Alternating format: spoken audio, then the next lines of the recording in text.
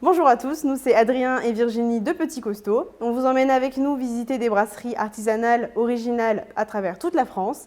Alors aujourd'hui on se retrouve pour une vidéo surprise puisque notre tournée, la tournée de Petit Costaud n'a pas encore commencé. Donc à cette occasion on est parti à la rencontre de Jean-François Wix, alias le brasseur Arverne, qui est implanté donc à Riom à côté de Clermont-Ferrand dans le Puy-de-Dôme. Et donc voilà, je vous laisse le découvrir, c'est parti.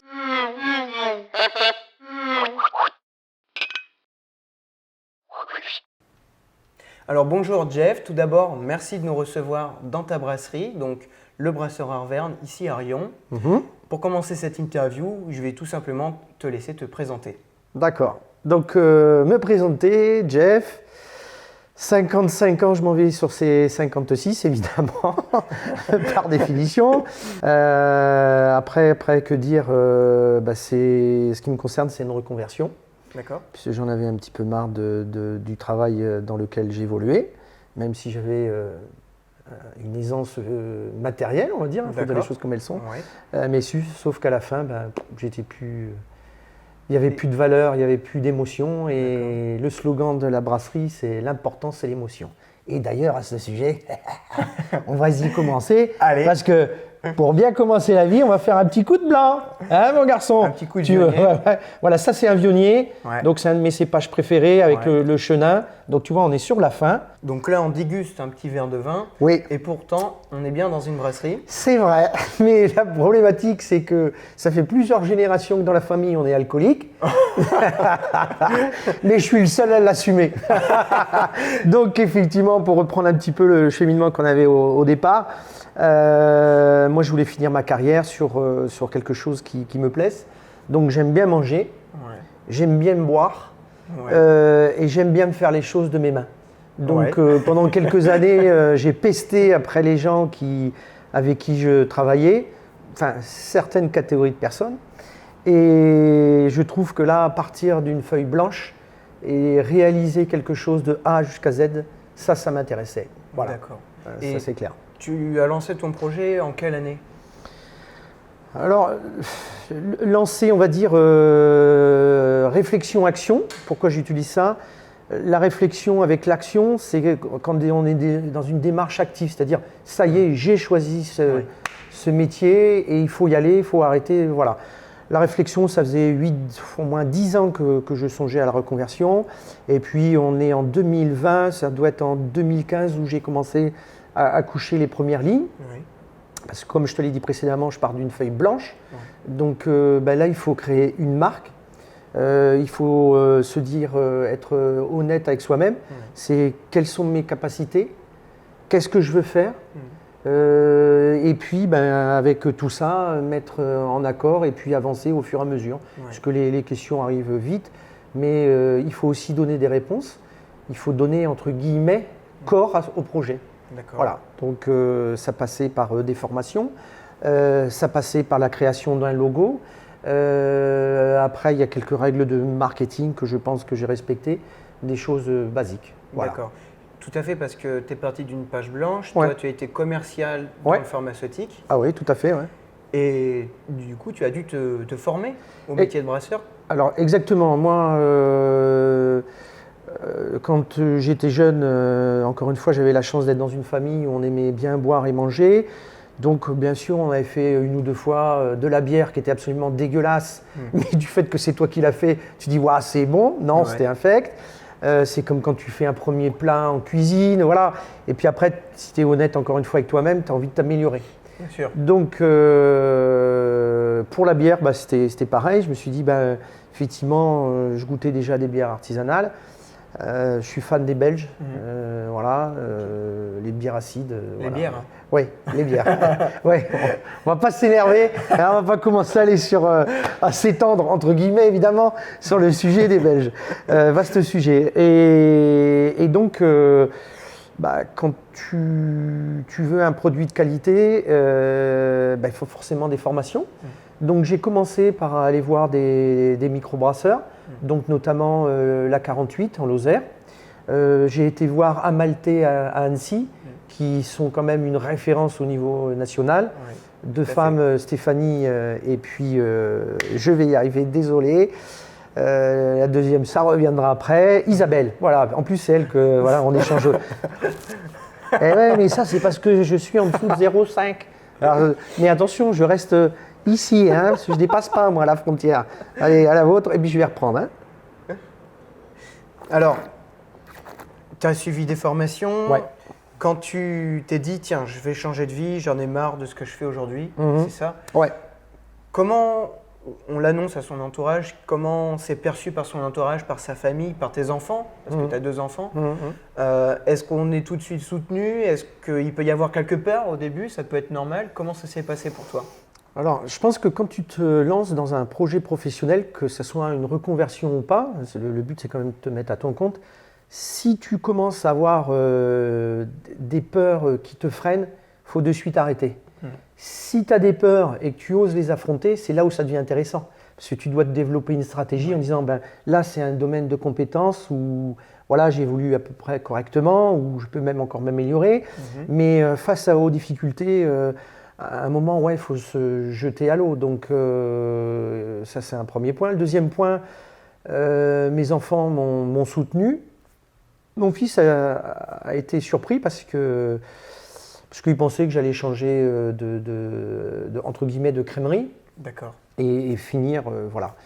Et puis moi, en fait, non, l'âme d'entrepreneur, tu l'as ou tu ne l'as pas. Ouais. Elle est plus ou moins, je dirais, enfoncée, enfouie. Et puis après, les occasions de la vie font qu'effectivement, eh ben, tu dis, allez, je finis en beauté ou pas en beauté. Ouais. Donc, encore une fois, faut être conscient de ce que, enfin, pour ma position, encore une fois, hein, j'avais certaines aisances financières, un bien-être matériel, ben ça il faut rayer, il faut être capable de dire du jour au lendemain, ça c'est fini.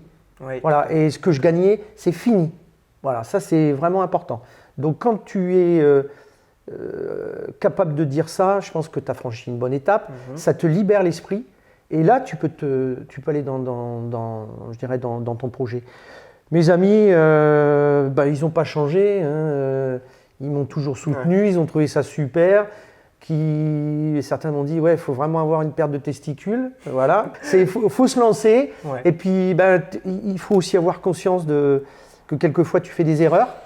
Je suis énormément à l'écoute de ce qu'on peut me donner comme info, et c'est sûr que quand j'ai fait l'étude de marché, il y a des choses qui sont venues et qui m'ont apparu assez rapidement, puis ça m'a conforté dans l'approche que j'avais. Oui, c'est ce que j'allais dire. Tu changes de vie radicalement. Toi, dans ton cas, quelles sont les difficultés principales que tu as rencontrées? Alors, vraiment la difficulté, c'est de concrétiser ses idées. Par exemple, par rapport à trouver un nom. Je voulais un nom consensuel et je suis parti du constat aussi qu'aujourd'hui le local c'est vraiment quelque chose qui est de plus en plus important, à juste titre à mon avis, et je voulais une consonance régionale avec une identité locale. Ça on le verra sur le logo, je t'expliquerai pourquoi j'ai fait voilà. Et donc l'ancien pays, le nom de pays l'Auvergne, c'était Arverne, donc ça me paraissait naturel de mettre le brasseur Arverne. Voilà, après pour les codes couleurs, ça me paraissait aussi normal. Le logo, c'était très long, parce que j'avais des idées, et puis je voyais que j'y arrivais pas.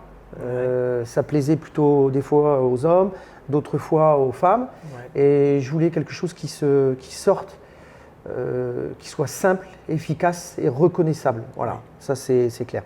Et en fait, c'est la fille d'un ami qui m'a fait le logo. Après, c'est vraiment avancé sur les recettes aussi. Il faut travailler beaucoup sur les recettes. Pour les recettes, tu le sais mieux que moi encore, les styles de bière sont nés grâce à l'eau. Par exemple, on parle des bières en France dites brunes. On ne devrait jamais dire ça, mais moi je dis brune, voilà. C'est né en Angleterre, il y a des raisons, et c'est l'eau. Si la première blonde est née, c'est la région de Pilsen, en République tchèque aujourd'hui. C'est la qualité de l'eau, et tout ça, voilà. Et donc moi, j'ai la chance d'avoir une eau hors norme, c'est la Volvic. Donc au robinet, là, derrière, Dans les balances, ça c'est mes ballons d'eau chaude, c'est de l'eau de Volvic. Donc c'est une eau qui est déjà pour moi très ronde, très soyeuse, facile à boire, elle remplit bien la bouche. Donc c'est déjà un matériau de base qui est vraiment super. Et voilà, je me suis adapté à ça, j'ai vraiment fait un gros travail là-dessus parce que je voulais des bières goûteuses, faciles à boire, peu alcoolisées et peu sucrées. Ça, c'était entre guillemets mon cahier des charges. Voilà. Ton cahier des charges. Ouais, sur les produits. Voilà. Après, on testera tout à l'heure pour savoir si c'est valable ou pas. Alors justement, en parlant de tes produits, Ouais. on peut dire que tes bières, c'est déjà un succès, en tout cas sur le local, puisque tu es présent chez des cavistes, dans des bars. Ouais. Surtout, j'ai envie de dire, en connaissant un peu ta brasserie, sur les tables de bons restaurateurs, parce que j'ai pu justement en profiter dans de bons restaurants. Ouais. Cette association avec les mets, c'est aussi important. Et qu'est-ce que ça fait de savoir quand on se lance comme ça, quand on change de vie, de dire que ces produits, eh bien, tout simplement, ils sont appréciés? Ben, ça, c'est en fait le fruit du travail. Pour moi, c'était très important. Enfin, c'est très important. C'est une reconnaissance qui est arrivée assez vite, faut dire ce qui est. C'est vrai que j'ai pris plutôt des restaurateurs avec eux, également eux, une démarche locale. Ils travaillent avec de la viande locale, ils travaillent avec des produits frais, beaucoup de cuisine de jour. Ils sont soucieux de ce qu'ils donnent à leur clientèle. Et moi, ça correspondait pile poil. Après, c'était aussi très important, et je vais ouvrir un site internet et je vais aller dans ce sens-là, c'est de sortir de l'image de marque de la bière. La bière aujourd'hui en France, dans notre région, parce que le Nord c'est encore un petit peu différent, Nord-Est de la France c'est encore un petit peu différent. Mais dans notre région, une bière, on l'ouvre, on étanche une soif, on s'en fout. Mais depuis 4-5 ans, dans la région, et puis même au niveau national et encore plus au niveau international, parce qu'il y a une culture bien plus importante, c'est en train de changer. Et c'est vraiment très important de donner une image de marque aux bières que l'on peut associer avec des mets. Moi, je fais souvent ça. Je ne me contente pas je suis au marché à Rion et aussi à Châtel. Je ne me contente pas de vendre, de distribuer. Ce que j'aime, c'est l'échange avec les clients. Et tu dis, tiens, ça, là, vous avez une blanche, servez-la comme ça, prenez tel verre. Voilà, il y a tout ce qui va autour. Après, la reconnaissance, oui, c'est un plus. C'est évident, il faut mieux avoir une belle reconnaissance parce que il y a aussi une histoire de business, faut pas se leurrer. Aujourd'hui, je ne suis pas encore dans une viabilité économique comme je le souhaiterais, mais il faut que ça soit cette année. Il y a aussi un moment… C'est l'année charnière. C'est l'année où je reste ouvert ou pas, il faut dire les choses comme elles sont. Mais par contre, ce qui était sûr, c'est que je voulais un côté marketing, un côté produit et un côté distribution hyper ciblé. Donc ça, c'est entre guillemets acquis, parce que j'aime pas dire acquis, ça veut dire qu'on ne se remet pas en question. Et dans le domaine de la bière, si tu ne te remets pas en question, ça va très très très très vite. Donc d'ailleurs, dans ce cadre-là, là maintenant, on va dire que j'ai une gamme dite classique. Et puis après, j'ai une gamme que je vais appeler les 4 saisons, CQFD. Et puis après viendra la gamme Delirium très mince. Où là, c'est n'importe nawak. D'accord. Ça va être que mon plaisir, à l'état pur. Et puis des bières qui seront faites souvent après des soirées bien arrosées. Voilà. Qu'est-ce qui te manque aujourd'hui pour passer cette charnière?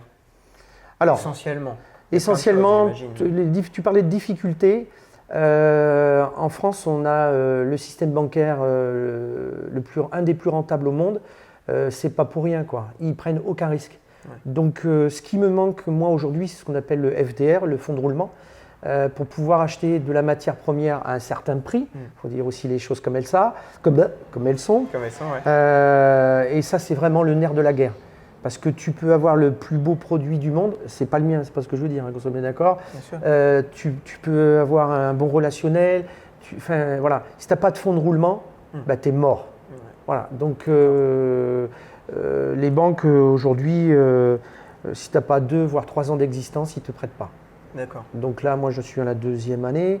Ça commence à aller mieux. Tu as des bilans plutôt positifs? Ouais, enfin positif pas assez, hein, ça c'est clair, mais cette année c'est vraiment l'année charnière. Il faut que je sois en positif et puis j'ai pas d'autre choix moi économiquement parlant. Ouais. Donc c'est une pression, pour faire de la bière c'est quand même intéressant, c'est une pression mais moi que je trouve plutôt saine. Voilà. Oui. Il ne faut pas que ça t'étouffe et que ça angoisse ton projet, sinon ça veut dire que tu n'es pas fait pour ça. Voilà. Donc il faut, encore une fois, il faut savoir réagir, mais avec du recul et de l'enthousiasme.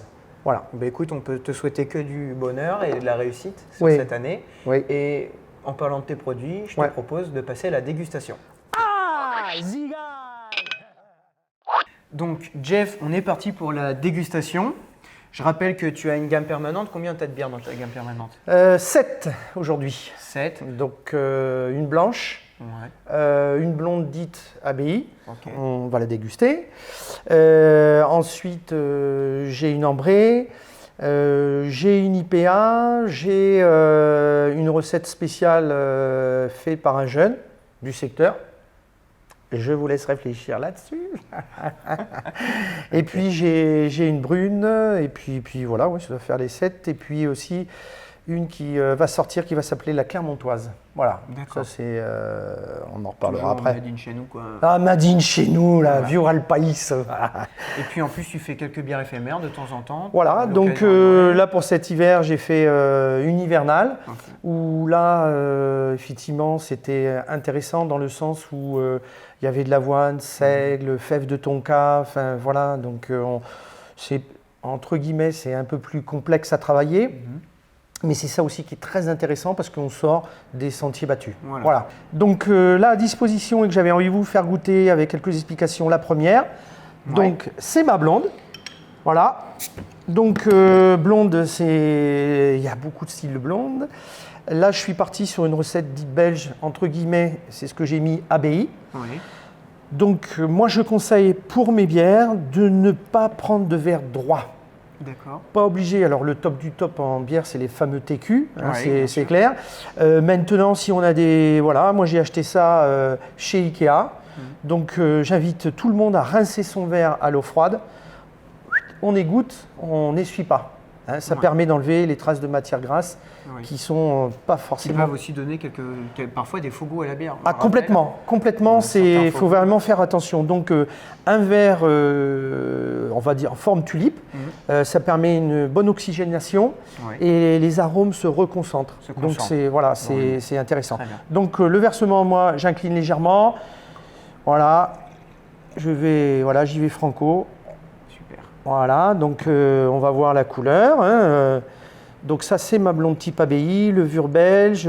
Après il y a du Cara belge, il y a du Pils, il y a un peu de Munich dedans. Donc encore une fois c'est pour moi. Hein. On peut regarder déjà la couleur. On est sur une robe dorée. Voilà. Bon. C'est parce très que- expressif. Voilà. C'est très expressif. Voilà.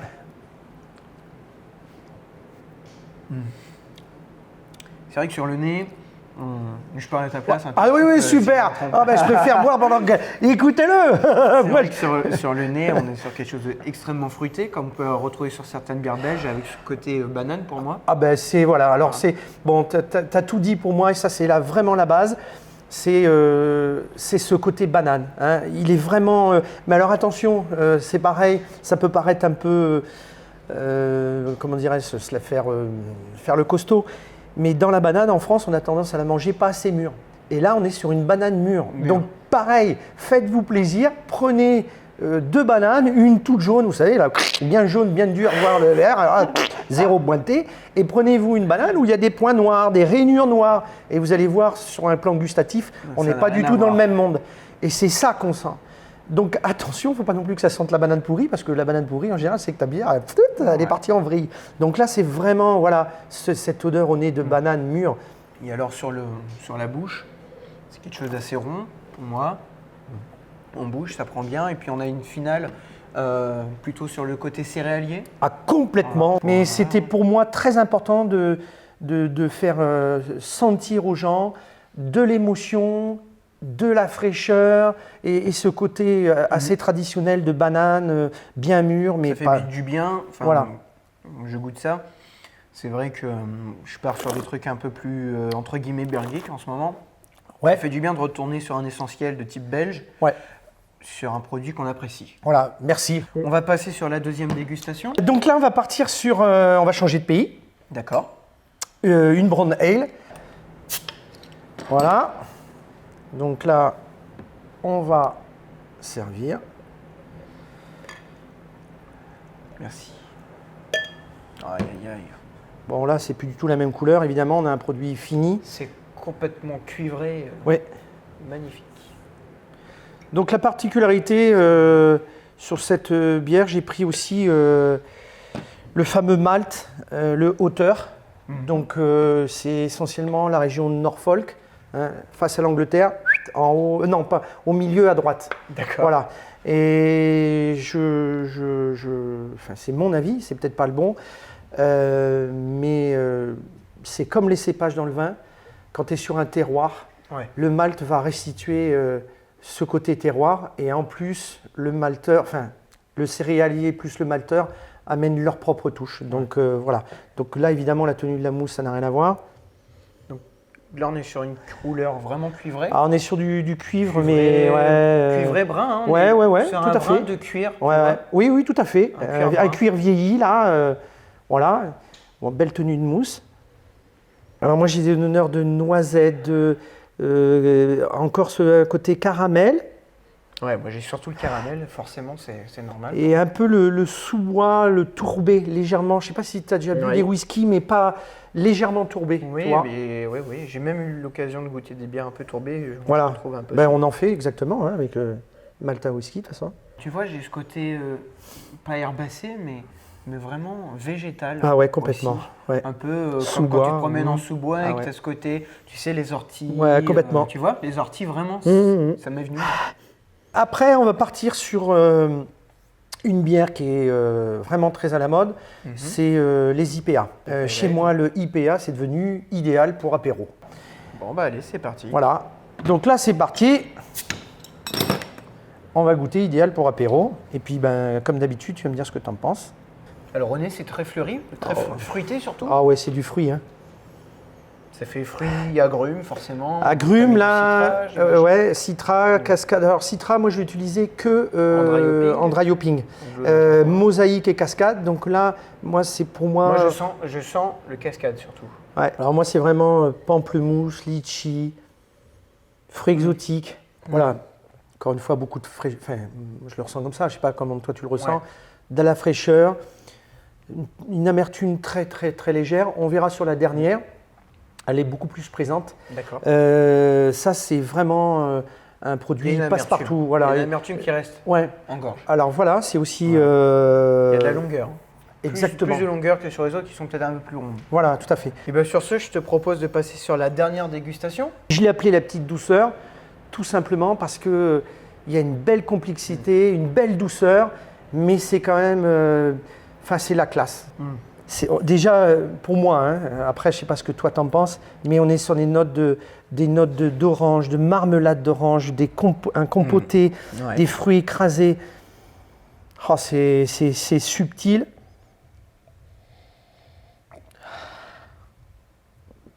Oh putain. Oh mille Dieu ça. Un canard à l'orange là. Moi j'aime bien la texture surtout. Oh la La vache. texture, Oh putain. juste ce qu'il faut d'épaisseur en bouche. Ouais, et voilà, c'est ça que j'aime, c'est cette. Je l'appelle la petite douceur parce que c'est vraiment ça. C'est-à-dire, c'est présent, mais c'est rond, c'est fin. Non, c'est la classe. Écoute Jeff, je te remercie pour, de nous avoir accueillis et puis pour cette dégustation très intéressante, très Ouais. enrichissante. Peut-être pas exagéré. On te souhaite le meilleur pour la suite. Et puis, n'hésitez pas à aller suivre toutes les aventures de Jeff Ah oui. bientôt sur ton site. Et Alors puis, sur le site, ça va être intéressant. Là, je suis en train de le faire. Et le but, c'est effectivement les restaurateurs prennent une bière qu'ils aiment et ils vont faire des recettes que vous allez pouvoir réaliser de façon très rapide et faire cet accord, parce que j'y tiens énormément, entre la bière et un mets. Voilà, et donc j'aurai aussi mes propres recettes en accord, voilà. Et puis après, si vous voulez me suivre, je fais phase de machin là, comment ça s'appelle? Facebook. Facebook, voilà. Le brasseur Arverne, Le où là brasseur Arverne. c'est un peu plus délire, quoi. Voilà. Là, c'est un peu plus. Mais vous allez voir, c'est bien délire. Là, on s'aperçoit que délire. j'ai un QI, je suis plus proche du pivert que celui de Einstein, hein, ça c'est clair. Mais bon. Merci beaucoup et puis à très bientôt. Allez, santé. Allez, à nous, à ceux qu'on aime, et mort aux cons. Alors on espère que cette première vidéo vous aura plu, que vous avez aimé rencontrer Jeff. En tout cas, nous on a passé un excellent moment avec lui. Et puis on se retrouve très rapidement pour le début de la tournée de Petit Costaud.